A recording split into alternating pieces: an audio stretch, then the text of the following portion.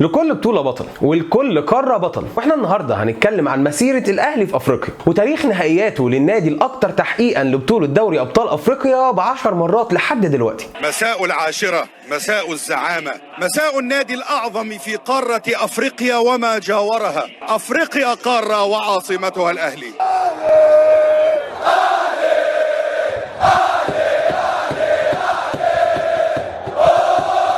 الأهلي واللي بدأ مشاركاته في دوري أبطال أفريقيا سنة 1976 بعد ما غاب 13 سنة عن المشاركة في البطولة الأفريقية، لأن الأهلي في الفترة دي ما كانش بيحقق الدوري، فكانت أول بطولة قدر الأهلي إن هو يشارك فيها هي بطولة 1976 بعد ما فاز بالدوري في سنة 1975. كان نظام البطولة ساعتها مختلف عن دلوقتي، فبيتلعب الدور الأول واللي هو الدور التمهيدي، وبعد كده بيتلعب الدور الثاني واللي نقدر نعتبره دور 16 دلوقتي، ومن بعدها دور ربع النهائي ونص النهائي والنهائي. وفي أول مشاركة للأهلي خرج من الدور الثاني اللي هو دور 16 دلوقتي من نادي مولودية الجزائر، ومن بعدها الاهلي فضل في 6 نسخ عمال بيضبش فيهم في افريقيا لحد ما اخيرا وصل لنص النهائي في نسخة سنة 1981 قدام نادي شبيبة القبائل، ولكنه انسحب وقتها عشان حادثة اغتيال محمد انور السادات. وفي السنة اللي بعدها على طول قدر الاهلي انه يوصل للنهائي الاول في تاريخه قدام اشانتي كوتوكو بعد 20 سنة من بداية البطولة. ويبدأ الاهلي اول ماتشاته النهائية في ماتش الذهاب واللي خلص 3-0 للنادي الاهلي، عشان يجي الاهلي ويحط اول جول ليه في النهائيات الافريقية عن طريق محمود الخطيب، واللي خد الاهلي ساعتها من ايده وحطه على اول طريق النهائيات الافريقيه. وحط ساعتها محمود الخطيب جونين وعلاء ميهوب جون، والثلاث اجوان كانوا من صناعه المجري مصطفى عبده، واللي بالمناسبه مصطفى عبده هو اكتر لاعب عمل اسيستات في تاريخ النادي الاهلي لحد دلوقتي. وفي ماتش العوده في غانا وبعد ما تعادل الاهلي 1-1 قدر ان هو يامن اول بطوله افريقيه للنادي الاهلي في تاريخه. ساعتها الاهلي حب طعم النهائيات عشان يتكرر تاني المواجهه بعدها بسنه مع اشانتي كوتوكو، عشان ينتهي ساعتها مجموع الماتشين بخساره للاهلي ب1-0، عشان تكون اول خساره لنهائي افريقيا بيعيشوا الاهلي في تاريخه. يفضل الاهلي بعدها كام سنه لحد ما وصل لنهائي 87 قدام الهلال السوداني، وفي اول ماتشات نهائي البطوله وفي ماتش الذهاب اللي لعبه الاهلي على ملعب السودان، وكان الملعب مليان على اخره، وانتهى الماتش بالتعادل 0-0 ما بين الاهلي والهلال السوداني بعد ارتباك كبير من لعيبه الاهلي بسبب عدد الجماهير اللي موجوده في الاستاد. وعشان ما حدش احسن من حد فبرضه في العوده كان ملعب المباراه ممتلئ على اخره، وحصل برضه ارتباك للعيبه الهلال السوداني واللي حطوا في نفسهم جون في اول دقائق الماتش، وبعدها بيجي ايمن شوقي عشان يحط الجون الثاني للنادي الاهلي عشان ينتهي الماتش بتتويج الاهلي بالاميره السمراء. ومن بعد سنه 87 الاهلي فضل يلعب فتره في بطوله ابطال الكؤوس، بيقدر الاهلي ان هو يكسبها عشان يلاعب ساعتها الزمالك بطل دوري الابطال في بطوله السوبر الافريقي سنه 94، واللي فاز فيها الزمالك على الاهلي وسط اعتراضات كبيره من لعيبه الاهلي والجهاز الفني والاداري، عشان يقرر ساعتها صالح سليم انه ينسحب من البطولات الافريقيه ويتعاقب الاهلي وقتها بالغياب عن البطوله لمده 3 سنين. ولكن عوده الاهلي للنهائيات الافريقيه كانت في ماتشات العصر في جنوب افريقيا. ففي سنه 2001 لما الاهلي قدر انه يوصل للنهائي قدام صن داونز، وذهاب نهائي البطوله دي كان في جنوب افريقيا الساعه 4 العصر في بريتوريا. ساعتها الاهلي كان بيدربه المدرب البرتغالي واسطوره التدريب الاهلاوي مانويل جوزيه، واللي ساعتها كان الاهلي لسه كسبان ريال مدريد في القاهره بنتيجه 1-0 عشان تطلع عليه جماهير جنوب افريقيا لقب قاهر الريال. مانويل جوزيه ساعتها كان واثق من لعيبته وخصوصا سيد عبد الحفيظ اللي حط له هدف التعادل عشان يخلص الماتش 1-1 في بريتوريا. اما بقى في العوده فانت بتكسب صن داونز على ملعبك 3-0 من هاتريك بيبو عشان تكسب صن داونز بنتيجه الماتشين 4-1 وترفع الكاس الافريقيه الثالثه في تاريخك. بعدها وبعد فتره من التراجع لحد سنه 2005 نقدر نوصل تاني لنهائي البطوله الافريقيه قدام النجم الساحلي، واللي كان ساعتها ده اول نهائي افريقي يلعبه محمد ابو تريكه. وساعتها محمد ابو تريكه الاسطوره الاهلاويه ما كدبش خبر، فبعد ما انتهى ماتش الذهاب في سوسه بالتعادل 0-0 ما بين الفرقتين يقدر محمد ابو تريكه انه يحط في العوده وفي الدقيقه 19 اول اهداف الاهلي في النهائي من اسيست محمد بركات، وينتهي الشوط الاول بنتيجه 1-0 اللي بتطمن شويه الجمهور الاهلاوي وبتقرب اللقب منه، عشان نبدا الشوط الثاني واللي في بدايته اسامه حسني قدر انه يحط الجون الثاني من عرضيه محمد عبد الوهاب، واخر الماتش جون الاحتفال بالبطوله عن طريق محمد بركات عشان يحط الجون الثالث بعد ترقيصه لعيبه النجم ويضمن للاهلي البطوله الرابعه في تاريخه الافريقي.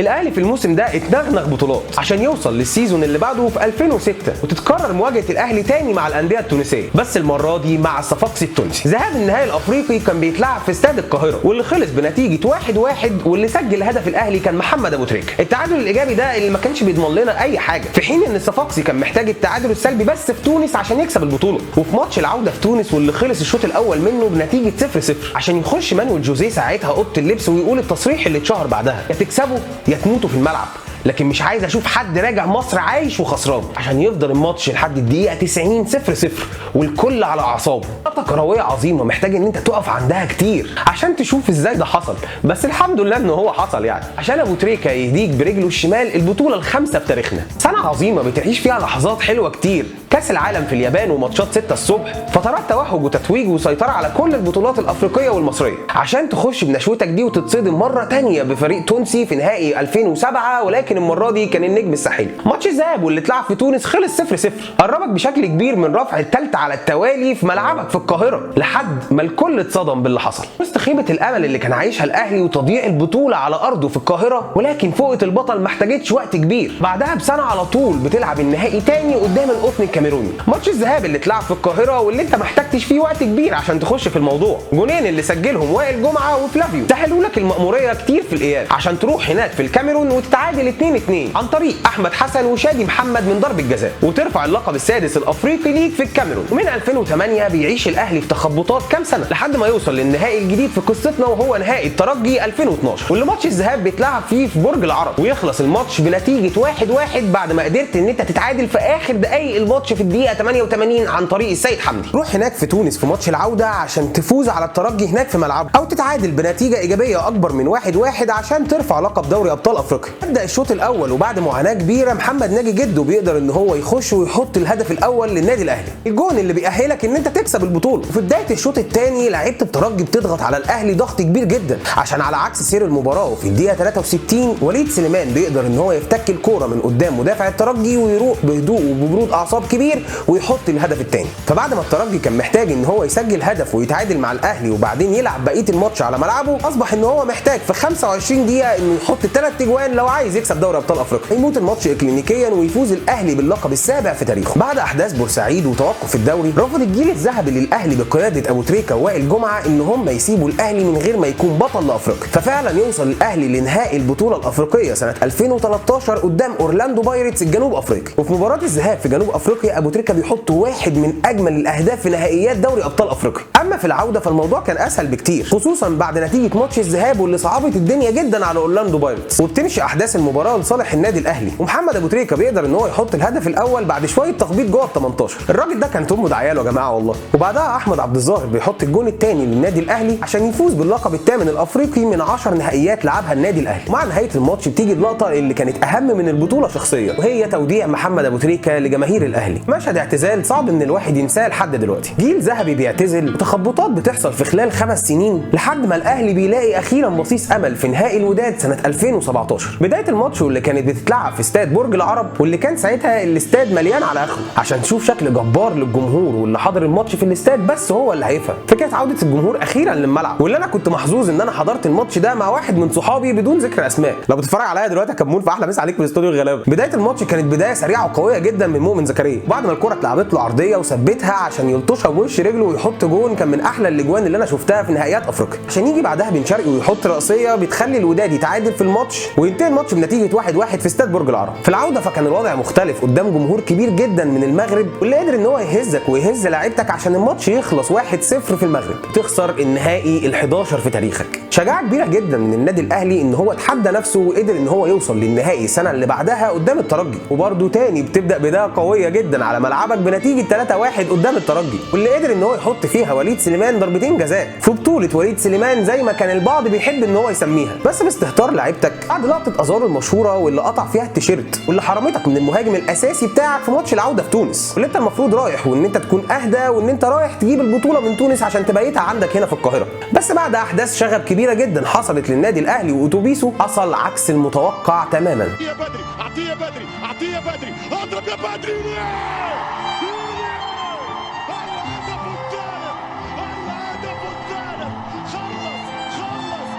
ضربتين ورا بعض في الراس بتوجع، بس 3 و4 و5 في بريتوريا وجعتك اكتر بكتير جدا، وخلتك عندك طاقه كبيره قوي محتاج ان انت تفرغها لحد ما بتوصل لنهائي البطوله في السنه اللي بعدها سنه 2020، واللي المره دي بتكون مميزه جدا لانها قدام غريمك التقليدي نادي الزمالك. مباراه مشهوره جدا من قبل ما تتلعب، والاول مره بتتلعب نهائي البطوله من ماتش واحد عشان يكون الماتش ده في استاد القاهره، هيكون نهائي القرن ده هو اللي هيحدد مين بطل مصر وبطل افريقيا في نفس الوقت. اول 10 دقائق كان فيها الخبر السار لجماهير ليه النادي الاهلي بعد رأسية من عمرو السولية بعد عرضية من علي معلول، وبعدها وبلقطة فردية من شيكابالا بيجي التعادل لنادي الزمالك من جون من احلى الاجوان اللي انا شفتها في نهائي البطولة. ماتش بيتوتر اكتر، وهنا بيضيع انفرادة من جوه ال 18 وهنا بيحط كرة في العارضة لحد ما بتوصل للقطة الايكونيك اللي عمرها ما هتتنسى في تاريخك.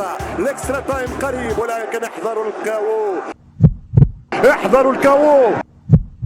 ترجع الكرة بالراس، القاضية ممكن، القاضية ممكن، شاط الكرة وجول. القاضية ممكن، القاضية ممكن، القاضية ممكن. سجلها ولد معلول، سجلها علي معلول، ملك الحلول. وي يا علي وي. التاسعة كانت بطولة مهمة جدا في تاريخك وكنت فعلا محتاجها بعد 7 سنين، بس الاهلي بعدها ما بيكتفيش وبيخش السنة اللي بعدها في نهائي يعتبر من اسهل النهائيات اللي الاهلي لعبها. في نهائي 2021 الاهلي بيلعب على ملعب مركب محمد الخامس في المغرب ماتش قدام كايزر تشيفز، والماتش بقى اسهل واسهل خصوصا بعد ما اتطرد لاعب كايزر تشيفز عشان يخلص الماتش في النهاية ب3 اجوان هم احلى من بعض. شباية شريف من فوق حارس كايزر تشيفز، كعب عمرو السولية، اجوان فعلا كانت بتعبر عن الاحتفالية اللي النادي الاهلي فيها بتحقيقه للقب العاشر في بطولة افريقيا. اما بقى اخر لقطة للاهلي في النهائيات كانت صعبة جدا قدام الوداد، واللي اتلعب في المغرب بعد اعتراضات جديدة من مسؤولين النادي الاهلي، خصوصا ان ملعب الماتش اتحدد بعد تحديد طرفين النهائي ما بين الاهلي والوداد عشان تروح هناك في المغرب وتخسر من الوداد على ارضها 2-0. السنة دي هو فصل جديد في حكاية الاهلي البطل الاكثر تتويجا في القارة الافريقية، واللي فيه حاجة بقى انا عايز اقولها من جوايا كده، مكسب الاهلي او خسارته في النهائي 16 ليه قدام الوداد هي هتكون حكاية جديدة بتتعاش مع النادي الاهلي، واللي هيكون فرحة فوزه او حزن خسارته هي لحظات بتضاف لسجل اي عاشق للكيان الاهلاوي.